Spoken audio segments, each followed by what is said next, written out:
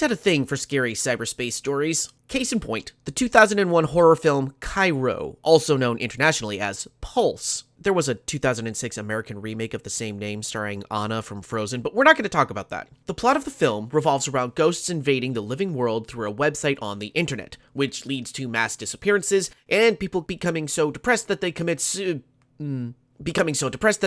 themselves over to the unknown. It's kind of odd trying to describe a flick like this when the internet has pretty much decided that if you use certain words, you're gonna get demonetized. But anyways, the late 90s, early aughts were chock full of ghost stories revolving around the internet. And I loved them. The X-Files dealt with it frequently. The film Lawnmower Man was an eerie example. And one high-profile project was the PC point-and-click adventure game Ripper, a game which featured an absolute batshit insane performance by Christopher Walken. This guy is unfucking believable. So in today's game, Ghostware, Arena of the Dead, developed by Dev Team and published by well, it was originally being published by Hyperstrange. Now it's being published independently by one of the devs, Mothership Loudspeakers. How about that? When Ghostware popped up on my radar a little over a year ago, I thought it would simply be an interesting series of bot-led deathmatch matches in a simulated arena environment, tied together with a threadbare story. Much to my surprise, it appeared to actually be telling a similar tale as to the plot of Cairo, with ghosts leaking into cyberspace and potentially the real world, all being told via a series of hidden blog posts and news headlines that we, the player, had to search for in the abandoned levels of a necromantic arena shooter. Sold! Instantly. Sold! I was down with the premise, and in my garage video on the first batch of early access content, I praised the storytelling while coming down a little hard on the movement and shooting mechanics. It was great to experience, but a little frustrating to actually play. Now, with the game coming out of early access and into full release, I think that my opinion on that has somehow reversed. What a twist! Okay, but let's start at the beginning. In Ghostware, we play as Molly, a woman who has awoken into a strange digital afterlife of some kind, modeled after late 90s arena shooters, complete with deathmatch, capture the flag, and King of the Hill. No! There are zones, none of them is a hill. Sorry. Dominate. This little slice of gaming nostalgia has been conjured up by The Wizard, an immature little neckbeard who bemoans the lack of respect that modern gamers have for arena shooters. Through a combination of magic and technology, he has trapped a few unlucky souls here in his cyber dungeon to run around and battle each other for his bemusement. What's strange is that, yes, they're all dead. They know they're dead, and they don't know how they got here or how to get out. From a gameplay perspective, for the first couple of chapters, we will be participating in arena matches against our fellow captives, only unlocking the next stage if we come out the victor. Once we do, we then have access to go back into each map that we've cleared in order to search through the mournful, somehow haunted landscapes, dodging pixelated ghosts that can't be killed, and blobs of digital slime called spawners that are attempting to attack us. In these moments, we're looking for hidden items that will grant us armor upgrades, as well as URL codes for us to navigate through in-game. Some of these codes will grant us upgrades and special abilities, in addition to plot points and background lore. These opening chapters, represented by 3 mini-hubs that branch into the various arena maps, is what we got with that original early access release. And it's my favorite part of the game here still. There's something viscerally creepy about wandering through the decrepit maps, which at times resembles playgrounds overgrown with vines and moss, except here, it's corrupted code. I'm a sucker for atmosphere, and here, Ghostware provides a sensation not dissimilar to the feeling I get when watching analog horror, or reading a really well-executed creepypasta. There's no rhyme or reason to the ghosts that we find here. There's no explanation for our ability to return to the emptiness. There's just the haunted arenas for us to explore, devoid of life, and that atmosphere is exquisite. There is, however, a twist to all of this, and that's in the form of the hacker. He finds a way past the wizard's firewalls and gets in contact with Molly to try and understand how the wizard was able to build this place the way that he has. Of course, the hacker has ulterior motives, but he's not about to let Molly in on the spoilers. Somehow, in the world of Ghostware, technology has reached the point to be able to break through the barriers of the afterlife and create pocket purgatories, where the undead can fight each other forever without the nasty little downside of dying. And there are corporate entities who are absolutely willing to do anything to take advantage of this to their profit. In all of this, there's a whole backstory, a side plot, a bunch of blog posts and forum posts and headlines that can be unlocked in order to fill the player in on the events of the game, both in and outside the world that Molly and company inhabits. But despite my thorough investigation and secret hunting, yes kids, I went secret hunting for this game. I did. I had to know more. Despite combing through each level and discovering eyebrow-raising implications, as well as wild scenery to behold, Ghostware's promise of a creepy, ghostly invasion quickly turns into the equivalent of spiritual American Gladiator. And as much as I wanted it to lean more into the meta, it really just gets kind of silly. Whether or not you can accept binary code spirits and magic hammers that seal rifts between life and death is going to be something that you, the player, are going to have to wrestle with on your own. Because Ghostware, for better or for worse, really leans into 90s experimentalism and highbrow concepts that are executed with a show-don't-tell mindset that had me rubbing my temples by the end credits, wondering exactly how I could get the game to actually just tell me instead of showing me. It's kind of a shame that the story doesn't really stick the landing, nor does it actually truly go anywhere. It tries, it spins its wheels, and sprays a lot of mud around in an attempt to get traction, but by the end of my first playthrough, I was so lost that I genuinely threw up my hands in dismay and shouted, "That's it?" But, and I do say but, most of the fun of the story rests not within how it lands, but in the journey of discovery itself. So, okay, for the first 2/3 of the game, Molly has access to a fast travel device called a navigator, which will let you see which maps you've already visited, which exist in the real world, which exist in the digital world, and how many secrets are still left to find in each one. Once you reach the final episode of the game, however, Molly, without warning, can no longer fast travel back to previous maps and areas of the game. When I discovered this a little too late, it was really unfortunate for me, because I was saving a lot of the secret hunting for close to the end of the game. I like to hit the ground running and move the plot forward as much as possible in games such as these, going until we get close to the final areas, and then I stop and go back and hit my side quests and collect info and learn things before I go to close out the game. Since I didn't know I wouldn't be able to go back and hunt for secrets, I stumbled into the endgame without much context or reason, and under the understanding that there really wasn't much to this game's story or plot or even the mechanics. My first playthrough landed like a dud, and I walked away really unhappy. But then I decided, you know what? I really feel like I missed something here, something along the way, so I started a new campaign, and I set the difficulty to easy so I could just blow through the arenas fast and clean and focus on exploring the maps to find those secrets. And, kids, I am so glad I did that. Now, I may still not understand half a goddamn thing that happens in this game because I don't think they actually explained half a goddamn thing that happens in this game, but that secret hunting actually opened up some of the best parts of the game that I didn't even realize that I had missed. There were unique abilities that I picked up, unique maps that I opened up, a super secret item capable of unlocking a super secret alternate ending that popped up. There were more news headlines, more blog posts, and while clarity eludes me about exactly who was who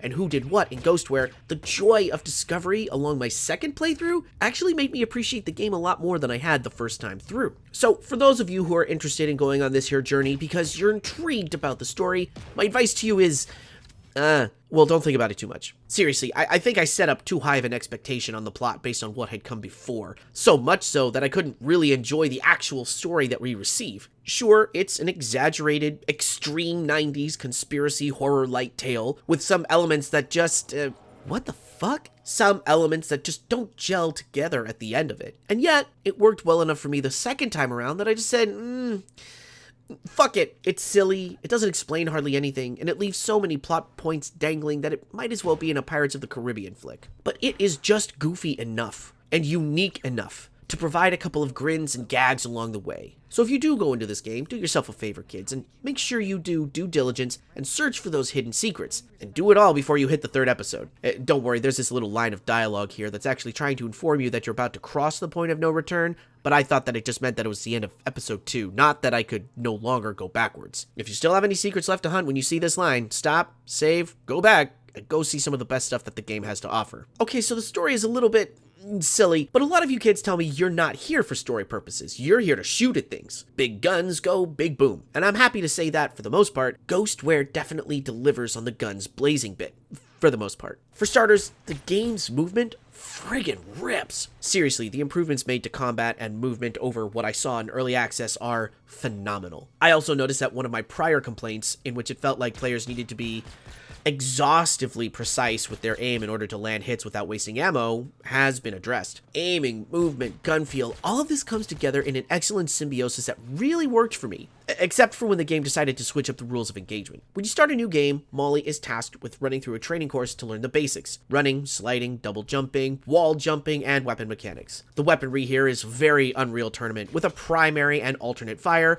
We get an unlimited ammo pistol, a hefty shotgun, and when I say hefty, I mean that this sucker can and will drop foes within 1 to 2 hits at point blank range, a vast improvement since early access. But my favorite here has to be the bubble gun. One of the most unique guns I've seen in a shooter in a hot second. It fires pink, powerful bubbles in a straight line towards opponents, but the bubbles can and will bounce off of solid surfaces if you miss. This can set up some crazy bottlenecks if you get your opponent in a stairwell or a corridor, and you're just out of the line of fire, bouncing bubble after bubble along the walls like an out-of-control pinball. It's a great weapon, one full of potential, but sadly, much like the rest of the weaponry we find here in the arenas, they don't really get that much time to shine. See, partway through the first chapter of Ghostware, Molly and crew cross over into the real world through, Well, I don't really know how they do it. I just know it involves technology acting as magic, or maybe magic combined with technology manipulating the boundaries between life and death, which is fine. But the point is that your arena weapons don't carry over into the land of the living, except for your unlimited ammo pistol. Here, Molly will find new guns that can only be used in reality, such as a concussion shotgun, a beam gun, an SMG, which is absolutely broken, amongst other, again, Unreal Tournament-inspired additions to the arsenal. And, all things considered, I really enjoyed the real-world weapons, maybe even more than the arena weapons. The ice cannon is a goddamn miracle, firing icicle shards for primary and a freeze bomb for the alternate. And the three-peater is a fantastic, aesthetically pleasing little cannon to wield against your foes. But the problem I have with this setup is that there are times where Molly crosses over from digital afterlife to reality, and while the game informs you that your arsenal has switched, it always seems to come at a time where I just gotten used to whichever loadout that I had in the moment. One nice thing about the real-world guns is that any weapons or ammo you collect in the real world will maintain their presence in the real world. So anytime you cross back over, you get all of that returned to your inventory. A small thing. A neat little thing, one I appreciated. However, at the same time, being in the real world deprives Molly of her double jump, because digital ghosts having a double jump in the living world just isn't realistic, I guess. So, even though your wall jump still works, being in reality hampers your movement somewhat alongside the arsenal change, which can and will lead to mistakes if your muscle memory wants to be able to have all of your movement at the ready on the wrong side of life. There are also times where you think you're in the digital world, but the digital world is actually creeping into the real world, so you'll have real world weapons instead of arena weapons, despite your surroundings suggesting otherwise? It feels a little arbitrary at times, and there's little agency in which loadout you have at your disposal. Ghostware, for all intents and purposes, is doing a thing, and it is leading you along a set path to make points about the story that it's trying to tell. Molly also has access to some very interesting, very unique abilities that you, the player, can swap in and out for maximum effectiveness while at save stations. For example, the first ability unlocked in the tutorial is called Blinding Sand, and when used, it will stop an opponent in their tracks for a few seconds, allowing you to get in some cheap shots. It feels a little silly in the beginning, but trust me when I say that this ability is golden and absolutely broken, particularly once you get access to the SMG later in the game and can stun multiple enemies with Blinding Sand and then proceed to murk them with rapid-fire headshots. There's two other abilities in this category, the First Aid Crafting and the Armor Construction. The First Aid was the one that I stuck with the most because there were any number of instances where I was points away from death and losing the round that I was on, and those first aid kits came in real handy. There's also an array of secondary abilities, most of which have a limited number of uses per map. There's a railgun, a ring of invulnerability, and a super jump, which, when used in tandem with Molly's double jump, can help you cross spaces that otherwise would take some acrobatics. The super jump also is a blessing to use whenever you're in the real world and deprived of Molly's double jump. But the big mama of the group is the hammer, something Molly must win in a specific arena fight. This hammer has the ability to seal rifts between the living and the dead, don't ask, and when used in conjunction with the blinding sand and the SMG, Molly can turn into a death-dealing whirlwind from which no digital soul can return. And speaking of digital souls, the hammer can and will dispatch the ghosts in the haunted arenas,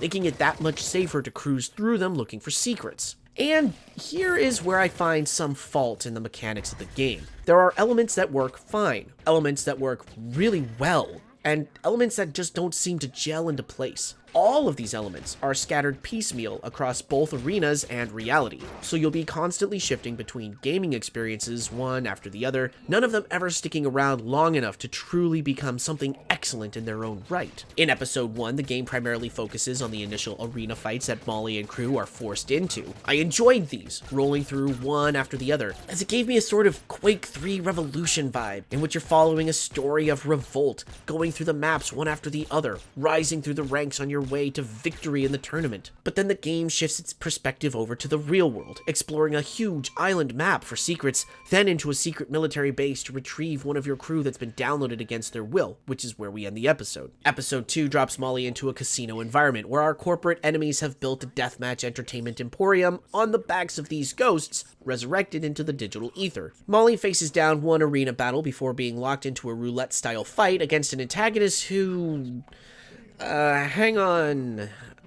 is somehow connected to the mysterious hacker that we've been helping and also may or may not be responsible for the death of a commando we saw in a hidden digital realm that we posted about on a mercenary forum. Just roll with it here. But it's after the casino that Molly is set on a mission of exploration and subterfuge back in the real world. We are sent out to retrieve a hard drive containing all of our friends and make it back to have them, uploaded back into the real world. In what is genuinely a tense search through a military base, followed by a frantic escape back through said base with the bad guys hot on our tail. Then episode 3 has us once again navigating through a tense environment in the form of a shipyard, a strange place between places that doesn't really seem to offer any kind of story or gameplay purpose, outside of providing an excuse to access the secret alternate ending if you have the right item. And then finally to the corporate offices, where we will lead our team all the way up to the rooftops and confront the CEO of the evil corporation, who somehow has Akuma moves and a digital harness that you know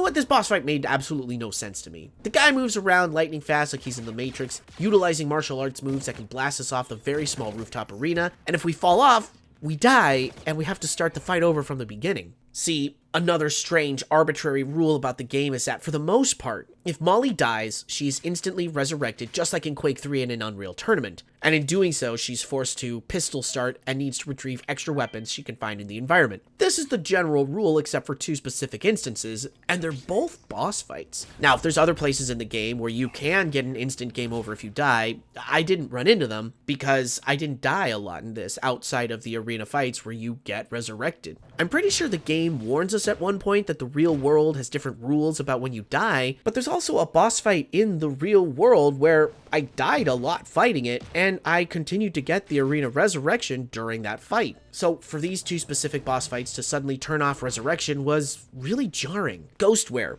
ultimately, is an impressive collection of disparate elements that never really truly seems to coalesce into anything that works as a sum total. There's moments that frustrate, moments that are simply bland, and moments that are really, truly fun. I could never find a through line throughout the experience, however, and I just had to hope that whatever was coming around the corner was going to provide some form of entertainment. And that's a damn shame, because after 2 passes through this game, I find myself growing to really like Molly and her world. Sure, I didn't particularly enjoy the game as an overall experience, but there's something here that I find very intriguing and would love to see in another game. One member of dev team, Mothership Loudspeakers, is branching off to develop their next game, Technoplasm, and that is set in the same world as Ghostware, which immediately has me more interested in that game than I already was.